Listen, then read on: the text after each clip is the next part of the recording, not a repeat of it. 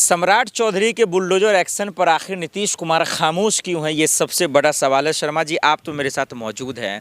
क्या मजबूरी हो गई है आखिर, जो पलटने वाले चाचा आखिर क्यों नहीं पलट रहे हैं जब गरीबों पर बुलडोजर चल रहा है? निश्चित रूप से नीतीश कुमार को पलट करके तेजस्वी यादव के साथ मिलकर के सरकार बनाना चाहिए। ये समाजवादी आदमी है और समाजवादी व्यक्ति की सरकार के रहते हुए गरीबों के मकान उजाड़े जा रहे हों, मजलूमों के मकान उजाड़े जा रहे हैं, समाज का अंतिम व्यक्ति जो है उसके मकान को तोड़ा जा रहा है और बिहार का गृह मंत्री उन मकानों को तोड़वा रहा है। नहीं तो इसमें गलत क्या है? गलत ये है, क्या इसके पहले इन्हीं की सरकार थी कि नहीं थी? तब वो लोग गलत नहीं थे, आज कैसे गलत हो गए? तब कानून व्यवस्था जिम्मेदारी नहीं था ना नीतीश कुमार जी के पास। तो इसका मतलब ये है कि कानून व्यवस्था आपके हाथ में है, आप होम मिनिस्टर हो गए तो आम गरीब लोगों के मकान को तोड़ेंगे।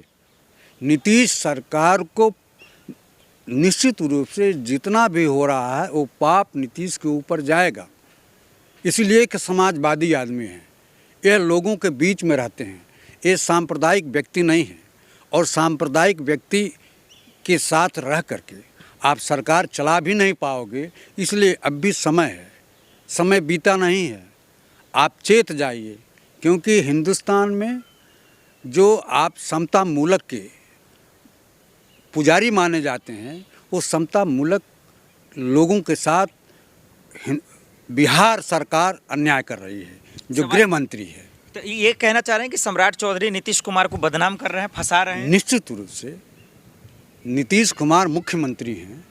देखिए, कोई कुछ भी कहे, अगर सम्राट चौधरी काम करते हैं तो बदनामी किसकी होगी? नीतीश सरकार की बदनामी होगी। गृह मंत्री कुछ मायने नहीं रखता है। जैसे लोग कहते हैं कि पंडित जवाहरलाल नेहरू ने ये कर दिया, सरदार पटेल ने ये कर दिया। पंडित जवाहरलाल नेहरू की मर्जी के हिसाब से ही गृह मंत्री सरदार पटेल जी काम करते थे। ये भारतीय जनता पार्टी के लोग नेहरू जी और सरदार पटेल जी के बीच में जो खाई डालने का काम करते हैं, और सारी की सारी जिम्मेदारी जो पटेल जी करते थे वो नेहरू जी की जिम्मेदारी होती थी। उसी तरह से जो बिहार का गृह मंत्री है, जो लोगों के मकान तोड़ रहे हैं, गिरा रहे हैं, ध्वस्त कर दे रहे हैं, बुलडोज़र चला रहे हैं। बुलडोज़र हालांकि कोई कानूनी दवा नहीं है। नहीं, लेकिन सवाल तो ये है ना शर्मा जी कि अगर बुलडोजर चलाना गलत होता, मकान तोड़ना गलत होता, अतिक्रमण करना गलत होता, तो नीतीश कुमार को दिखता तो? आंख तो अंधे नहीं है ना उनके। निश्चित रूप से आंख पर पर्दा चढ़ा हुआ है, सरकार का बनाने का भी नशा चढ़ा हुआ है। नीतीश को चाहिए कि जल्द से जल्द पलट करके, चूँकि पलटू चाचा इनका नाम है, पलट करके संविधान की रक्षा करने के लिए, गरीबों के न्याय दिलाने के लिए, लोगों के मकान न तोड़े जाएं, उस गरीबों को राहत देने के लिए निश्चित रूप से वहाँ इंडिया गठबंधन के साथ जाकर के सरकार बनाना चाहिए और सांप्रदायिक ताकतों का मुखालफत करना चाहिए। आप ये कहना चाह रहे हैं कि नीतीश कुमार तेजस्वी हो गया या महागठबंधन के साथ आते हैं, लालू जी के साथ आते हैं, तो क्या फिर बुलडोजर रुक जाएगा एक्शन? निश्चित रूप से कांग्रेस के ज़माने में, लालू जी के ज़माने में कभी बुलडोजर एक्शन नहीं हुआ था।